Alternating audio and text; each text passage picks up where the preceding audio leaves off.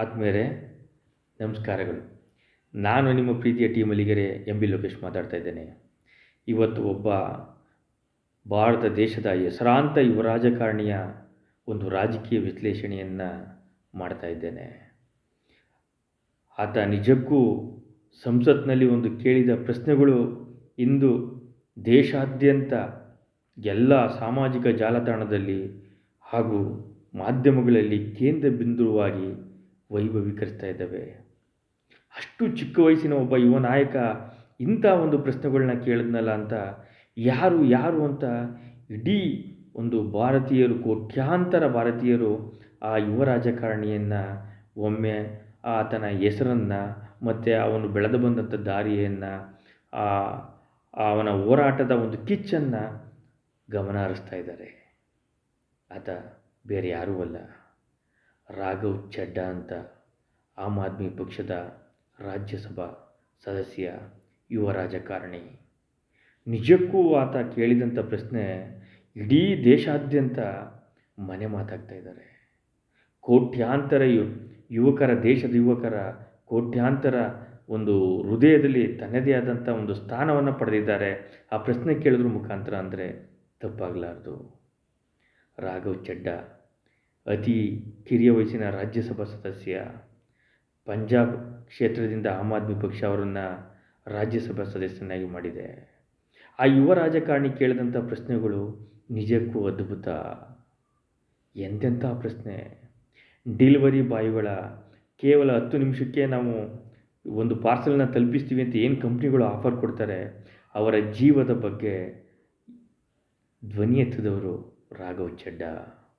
ಅದೇ ರೀತಿ ಫೋನ್ ಕರೆಗಳು, ಯಾಕೆ ನಾವು ಕರೆನ್ಸಿಯನ್ನು, ದುಡ್ಡನ್ನು ಕೊಟ್ಟು ನಾವು ಕರೆನ್ಸಿಯನ್ನು ಹಾಕ್ಸ್ಕೊಳ್ತೀವಿ, ಆದರೆ ನೀವು ಔಟ್ ಗೋಯಿಂಗ್ ಜೊತೆಗೆ ಇನ್ಕಮಿಂಗ್ ಕಾಲನ್ನು ಯಾವುದಕ್ಕೋಸ್ಕರ ಕಟ್ ಮಾಡ್ತೀರಿ? ಮೊಬೈಲ್ ಸಿಮ್ಮು ದುಡ್ಡು ಕೊಟ್ಟು ನಾವು ಸ್ವತಃ ನಮ್ಮ ದುಡ್ಡನ್ನ ಪರ್ಚೇಸ್ ಮಾಡಿದ್ದೀವಿ, ಮೊಬೈಲ್ ಫೋನ್ ನಮ್ಮದು, ಆದರೆ ಔಟ್ ಗೋಯಿಂಗ್ ಹಾಕ್ಸ್ಕೊಂಡಾಗ ಔಟ್ ಗೋಯಿಂಗ್ ಮಾತ್ರ ನೀವು ಕಟ್ ಮಾಡಬೇಕೇ ಹೊರತು ಇನ್ಕಮಿಂಗ್ ಬರುವಂಥ ಒಳಬರುವ ಕರೆಗಳನ್ನು ಯಾಕೆ ಕಟ್ ಮಾಡ್ತೀರಾ ಅಂತ ಕೇಳಿದಂತಹ ಬುದ್ಧಿವಂತ ರಾಜಕಾರಣಿ. ಎಂಥ ಅದ್ಭುತ ಪ್ರಶ್ನೆ ಅಲ್ವಾ? ಅದೇ ರೀತಿ ಅವರು ಕೇಳಿದಂಥ ಮತ್ತೊಂದು ಅದ್ಭುತವಾದ ಪ್ರಶ್ನೆ, ನೀವುಗಳು ಅಂದರೆ ಸರ್ಕಾರ ರೇಷನ್ ಅಂಗಡಿಗೆ ಹೋಗಿ ರೇಷನ್ ತಗೊಳ್ಬೇಕಾದ್ರೆ ಎಲ್ಲರೂ ಸಹ ತಂಬ್ ಇಂಪ್ರೆಷನ್, ಹೆಬ್ಬೆಟ್ಟಿನ ಒಂದು ಗುರುತನ್ನು ಇದನ್ನು ಕೊಟ್ಟು ನಾವು ತಂಬ್ ಇಂಪ್ರೆಷನ್ ಕೊಟ್ಟು ರೇಷನ್ನ ಪಡಿತೀವಿ. ಅದೇ ರೀತಿ ಒಬ್ಬ ರಾಜಕಾರಣಿ ಅವನ ಮತವನ್ನು, ಆ ರಾಜಕೀಯ ಪಕ್ಷದ ನಾಯಕನಿಗೆ ನಾವು ಮತವನ್ನು ಚಲಾಯಿಸಬೇಕಾದ್ರೆ ನಾವು ಯಾರು ವೋಟರ್ಸ್ ಇದ್ದೀವಿ ಅವ್ರಿಗೆ ಹೆಬ್ಬೆಟ್ಟಿನ ಒಂದು ತಂಬ್ ಇಂಪ್ರೆಷನ್ನ ಮತವನ್ನು ಹಾಕೋದು ಮುಖಾಂತರ, ತಂಬ್ ಇಂಪ್ರೆಷನ್ ಕೊಡುವ ಮುಖಾಂತರ ಅದನ್ನು ಜಾರಿಗೆ ತರಬೇಕು. ಏಕೆ ಅಂದರೆ ಎಲ್ಲರೂ ಸಹ ಸಕ್ರಿಯವಾಗಿ ಈ ಏನು ಒಬ್ಬ ನಾಯಕನನ್ನು ನಾವು ಆರಿಸಿ ಕಳಿಸ್ತೀವಿ, ಈ ಪ್ರಜಾಪ್ರಭುತ್ವದ ಈ ಒಂದು ಸಂವಿಧಾನಬದ್ಧವಾಗಿ ನಡೀತಕ್ಕಂಥ ಚುನಾವಣೆಯಲ್ಲಿ ಭಾಗವಹಿಸಬೇಕು ಅನ್ನೋದೇ ಆತನ ಕಾಳಜಿ. ಎಂಥ ಅದ್ಭುತ ಪ್ರಶ್ನೆ! ಅದೇ ರೀತಿ ಆ ರಾಜಕಾರಣಿ ಏನಾರ ಆಕಸ್ಮಿಕ 5 ವರ್ಷಕ್ಕೊಂದು ಬಾರಿ ಚುನಾವಣೆ, 5 ವರ್ಷ ಆದಮೇಲೆ ತಕ್ಷಣ ಒಂದು ಸಲ ಚುನಾವಣೆ ಆದಮೇಲೆ 5 ವರ್ಷ ಗಂಟ ಆತ ಸಿಕ್ಕಲ್ಲ. ಅದೇ ರೀತಿ ಮತ ಹಾಕಿದಂಥವ್ರಿಗೆ ಇಲ್ಲದ ಸಬೂಬನ್ನು ಹೇಳಿ ಕಾಲಹರಣ ಮಾಡ್ಬೋದು. ಅದಕ್ಕೆ ಆ ರಾಜಕಾರಣಿಗಳಿಗೆ ಭಯ ಇರಬೇಕಾದ್ರೆ ಪುನಃ ನಾವು ಏನು ಮತವನ್ನು ಚಲಾಯಿಸಿದ್ದೀವಿ ಅದೇ ಪ್ರಜೆಗಳು ವೋಟಿಂಗ್ ಮಾಡೋದ್ರ ಮುಖಾಂತರ ಅತಿ ಹೆಚ್ಚು ಮತ ಬಂದರೆ ಅವನ್ನ ಡಿಸ್ಕ್ವಾಲಿಫೈ ಮಾಡಬೇಕಂದ್ರೆ ಆತನನ್ನು ಇಳಿಸುವಂತಹ ಒಂದು ಹಕ್ಕನ್ನು ತರಬೇಕು ಅನ್ನೋದು ಎಂಥ ಅದ್ಭುತ ಪ್ರಶ್ನೆ. ಈ ರೀತಿಯ ಒಂದು ಇದನ್ನು ಜಾರಿಗೆ ತಂದರೆ ಭಾರತ ದೇಶದ ರಾಜಕಾರಣಿಗಳ ನಡುಕ ಉಂಟಾಗುತ್ತೆ. ಏಕೆಂದರೆ ಒಂದು ಸಲ ಚುನಾವಣೆಗೆ ಆರಿಸ್ಕೊಂಡ ಮೇಲೆ 5 ವರ್ಷ ಯಾರೂ ಸಹ ಅವ್ರನ್ನ ಯಾವುದೇ ರೀತಿಯ ಒಂದು ಅವ್ರ ಮೇಲೆ ಆಕ್ಷನನ್ನು ತಗೊಳ್ಳೋಕ್ಕೆ ಸಾಧ್ಯ ಇಲ್ಲ ಅನ್ನೋದು ಒಂದು ಅದ್ಭುತವಾದಂಥ ಪ್ರಶ್ನೆ.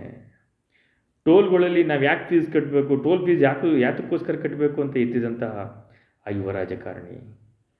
ನಾವು ಟೋಲಲ್ಲಿ ಅಂದರೆ ಒಂದು ವೆಹಿಕಲ್ನ ತಗೊಳ್ಬೇಕಾದ್ರೆ ನಾವು ರೋಡ್ ಟ್ಯಾಕ್ಸು ಎಲ್ಲ ಟ್ಯಾಕ್ಸಸ್ನೂ ಕಟ್ಟಿದ್ದೀವಿ, ನಾವು ಬಂದು ಟೋಲಲ್ಲಿ ಅವ್ರು ಫೀಸ್ ಕಟ್ಟೋ ಗಂಟ ನಾವು ಟೋಲಲ್ಲಿ ಯಾಕೆ ಕಾಯ್ಕೊಂಡು ನಿಂತ್ಕೋಬೇಕು, ನಾವು 5 ನಿಮಿಷ ಮೇಲಾದ್ಮೇಲೆ ಯಾಕೆ ಟೋಲ್ ಫೀಸನ್ನು ಫ್ರೀ ಮಾಡಬೇಕು, ಅದಕ್ಕೆ ಹೊಣೆಗಾರ ಯಾರು ಅಂತ ಕೇಂದ್ರ ಸರ್ಕಾರಕ್ಕೆ ಬಿಸಿ ಮುಟ್ಟಿಸುವ ರೀತಿ ಹೇಳಿದಂತಹ ಅದ್ಭುತ ರಾಜಕಾರಣಿ ರಾಘವ್ ಚಡ್ಡಾ. ನಿಜಕ್ಕೂ ದೆಹಲಿಯ ಒಂದು ವಿಧಾನಸಭೆ ಚುನಾವಣೆಯಲ್ಲಿ ಸ್ಪರ್ಧೆ ಮಾಡಿ ಶಾಸಕರಾದಂಥ ಒಂದು 2 ವರ್ಷದ ಮೇಲೆ ಅವರನ್ನು ಪಂಜಾಬ್ನಿಂದ ರಾಜ್ಯಸಭಾ ಸದಸ್ಯರನ್ನಾಗಿ ಮಾಡಿರ್ತದೆ AAP ವರಿಷ್ಠರು. ನಿಜಕ್ಕೂ ಆತ ಎಂತೆಂಥ ಅದ್ಭುತ ಪ್ರಶ್ನೆಗಳು ಇವತ್ತು ಯುವಕರ ಒಂದು ಐಕಾನ್ ಆಗಿದ್ದಾರೆ ಅಂದರೆ ತಪ್ಪಾಗಲಾರದು. ಯುವ ರಾಜಕಾರಣಿಗಳೆಲ್ಲ ಒಮ್ಮೆ ಅದೇ ರೀತಿ ದೇಶದ ಯುವ ನಾಗರಿಕರೂ ಸಹ ರಾಘವ್ ಚಡ್ಡಾರವರ ಒಂದು ಸಾಮಾಜಿಕ ಜಾಲತಾಣದಲ್ಲಿ ಅವ್ರು ಕೇಳಿದಂಥ ಪ್ರಶ್ನೆಗಳು ವೈರಲ್ ಆಗಿರೋದನ್ನು ಶೇರ್ ಮಾಡೋದ್ರ ಮುಖಾಂತರ ಅವರ ಒಂದು ಜನಪ್ರಿಯತೆ ಒಂದು ತುಟ್ಟ ತುದಿಯಲ್ಲಿದೆ ಅಂದರೆ ತಪ್ಪಾಗಲಾರದು. 36-37 ವರ್ಷದ ಆಸುಪಾಸಿನಲ್ಲಿರ್ತಕ್ಕಂಥ ಈ ಯುವ ರಾಜಕಾರಣಿ ಕೇಳುವ ಪ್ರಶ್ನೆ ನಿಜಕ್ಕೂ ಅದ್ಭುತ.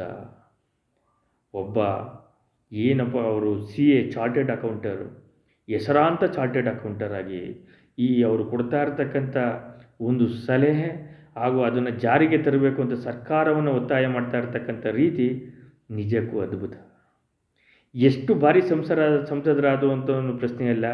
ಇದೇ ರೀತಿ ರಾಘವ್ ಚೆಡ್ಡಾ ಆ ರಾಜ್ಯಸಭೆಯ ಮೊದಲ ಬಾರಿಗೆ ಸಂಸದರಾಗುವ ಮುಖಾಂತರ ಇಡೀ ದೇಶದ ಗಮನವನ್ನು ಸೆಳೆದರು. ಅವರ ಬುದ್ಧಿವಂತತನಕ್ಕೆ ನಿಜಕ್ಕೂ ಎಲ್ಲರೂ ಸಹ ಫಿದಾ ಆಗಿದ್ದಾರೆ ಎಂದು ತಪ್ಪಾಗಲಾರದು. ಇಂತಹ ಬುದ್ಧಿವಂತ ರಾಜಕಾರಣಿಯನ್ನು AAP ರಾಜ್ಯಸಭಾ ಸದಸ್ಯನಾಗಿ ಮಾಡಿರೋದು ನಿಜಕ್ಕೂ ಒಂದು ರೀತಿಯ ಈ ಕೇಳುವ ಪ್ರಶ್ನೆಗಳಿಗೆ ಅಂದರೆ ಸಂಸತ್ನಲ್ಲಿ ಯಾವ ರೀತಿ ಯುವ ರಾಜಕಾರಣಿಗಳು ಕೇಳಬೇಕು ಅಂತ ರಾಘವ್ ಚೆಡ್ಡಾ ಅವ್ರನ್ನ ಅನುಕರಣೆಯನ್ನು ಮಾಡಬೇಕು ಅಂತ ಕೆಲವು ವಿಶ್ಲೇಷಕರು ಹೇಳ್ತಾ ಇದ್ದಾರೆ. ಎಂತೆಂಥ ಅತ್ಯದ್ಭುತ ಪ್ರಶ್ನೆಗಳು ಆಹಾರದ ಬಗ್ಗೆ, ಆಹಾರದ ಕಲಬೆರಕೆಯ ಬಗ್ಗೆ, ಆಯಿಲ್ನ ಬಗ್ಗೆ ನಿಜಕ್ಕೂ ಆ ಯುವ ಸಂಸದ ಕೇಳುವಂಥ ಪ್ರಶ್ನೆ ದೇಶಾದ್ಯಂತ ಸಾಮಾಜಿಕ ಜಾಲತಾಣದಲ್ಲಿ ಪ್ರಮುಖ ಪತ್ರಿಕೆಗಳು ಅವರ ಕೇಳುವ ಪ್ರಶ್ನೆಗೆ ಅವರ ಒಂದು ವಿಶ್ಲೇಷಣೆಯನ್ನು ರಾಜಕೀಯ ವಿಶ್ಲೇಷಣೆಯನ್ನು ಬರೆದು ಅವರಿಗೆ ಒಂದು ಪ್ರೋತ್ಸಾಹವನ್ನು ನೀಡ್ತಾ ಇದ್ದಾರೆ ಅಂದರೆ ತಪ್ಪಾಗಲಾರ್ದು. ಎಷ್ಟು ಬಾರಿ ಸಂಸದರಾದರೆ ಏನು, ಎಷ್ಟು ಬಾರಿ ಶಾಸಕರಾದರೆ ಏನು, ಈ ರಾಘವ್ ಚಡ್ಡಾ ಅಂತ ಯುವ ರಾಜಕಾರಣಿ ರಾಜ್ಯಸಭಾ ಸದಸ್ಯನಾಗಿ ಇವತ್ತು ದೇಶದಲ್ಲಿ ಮನಮಾತಾಗಿ ಯುವ ರಾಜಕಾರಣಿಯಾಗಿದ್ದಾರೆ. ಇಂಥ ಒಂದು ರಾಘವ್ ಚಡ್ಡಾ ಅವರವರು ಕೇಳ್ತಾ ಇರ್ತಕ್ಕಂಥ ಪ್ರಶ್ನೆ ಅತ್ಯದ್ಭುತ. ಅದೇ ರೀತಿ ರಾಘವ್ ಚಡ್ಡಾ ಅವರ ರೀತಿ ಹಲವಾರು ಇನ್ನೂ ಯುವ ಸಂಸದರು ಸಂಸತ್ನಲ್ಲಿ ಅದೇ ರೀತಿ ವಿಧಾನಸಭಾ ಸದನದಲ್ಲಿ ಕೇಳುವಂತಹ ಯುವ ರಾಜಕಾರಣಿಗಳು ಬರಬೇಕು. ಇದರಿಂದ ಒಂದು ರಾಜಕೀಯ ದಿಕ್ಸೂಚಿ ಬದಲಾಗೋದ್ರಲ್ಲಿ ಎರಡು ಮಾತೇ ಇಲ್ಲ. ಚುನಾವಣೆಯಲ್ಲಿ ಮತದಾನ ಯಾವ ರೀತಿ ಮಾಡಬೇಕು ಅದಕ್ಕೆ ಯಾಕೆ ನೀವು ತಮ್ಮ ಇಂಪ್ರೆಷನ್ ಜಾರಿಗೆ ತರಬಾರ್ದು ಅಂತ ಕೇಳೋರೆ ಅಂದರೆ, ಕಳ್ಳ ಮತದಾನ ಮಾಡೋಕ್ಕೆ ಸಾಧ್ಯನೇ ಇಲ್ಲ ಅನ್ನೋ ರೀತಿ ಕೇಳೋರೆ ಅಂದರೆ, ಆ ಯುವ ಸಂಸದನ ಒಂದು ಬುದ್ಧಿಗೆ ನಾವೆಲ್ಲರೂ ನಿಜಕ್ಕೂ ಸೆಲ್ಯೂಟ್ ನೀಡಲೇಬೇಕು. ಇದೇ ರೀತಿ ರಾಘವ್ ಚಡ್ಡಾರವರು ಒಬ್ಬ ಹೆಸರಾಂತ ಚಾರ್ಟೆಡ್ ಅಕೌಂಟೆಂಟ್ ಆಗಿ ರಾಜಕಾರಣಕ್ಕೆ ಬಂದು ಅವರು ಸದ್ದು ಮಾಡ್ತಾ ಇರ್ತಕ್ಕಂಥ ರೀತಿ ನಿಜಕ್ಕೂ ಅತ್ಯದ್ಭುತ. ಮುಂದಿನ ವಾರ ಅಂದರೆ ಮುಂದಿನ ಒಂದು ಸಂಚಿಕೆಯಲ್ಲಿ ಮತ್ತೊಬ್ಬ ಯುವ ರಾಜಕಾರಣಿಯ ಒಂದು ವಿಶ್ಲೇಷಣೆಯನ್ನು ಮಾಡುವ. ಅದೇ ರೀತಿ ಜನತಾ ಪರಿವಾರ ಯೂಟ್ಯೂಬ್ ಚಾನಲ್ನ ಸಬ್ಸ್ಕ್ರೈಬ್ ಮಾಡಿ. ಇಂತಿ ನಿಮ್ಮ ಪ್ರೀತಿಯ ಟಿ ಮುಲಿಗೆರೆ MB ಲೋಕೇಶ್. ನಮಸ್ಕಾರಗಳು.